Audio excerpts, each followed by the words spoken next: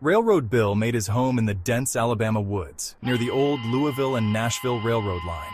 He was a backwoods Robin Hood who stole food from country stores and railroad cars, only to share it with the poor.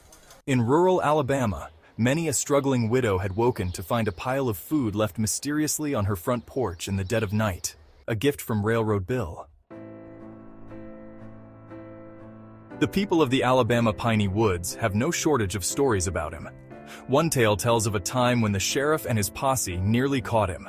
Chasing Bill through the forest, they burst into a clearing and found nothing. Only a black sheep stood there, calmly grazing, raising its head to watch them pass. On another occasion, the sheriff tracked Bill into a swamp. Following the trail to a small patch of high ground, the tracks abruptly stopped. Certain he'd cornered Bill, the sheriff drew his .45, eager to finally end the hunt. But as he prepared to act, a fox darted past. Before vanishing into the brush, the fox turned and let out an eerie, human-like laugh. The sheriff realized then he'd been outwitted yet again. Perhaps the most amusing story involves the time the sheriff borrowed a pack of bloodhounds from a friend in Mississippi. Among the dogs was a large, black bloodhound. The posse tracked Railroad Bill to a cabin where a pretty young woman lived, a woman rumored to be Bill's sweetheart.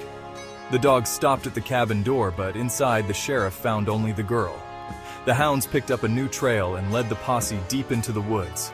Hours later, battered by briars and bitten by mosquitoes, the sheriff called off the search and returned home, defeated. While penning the dogs, he realized one was missing.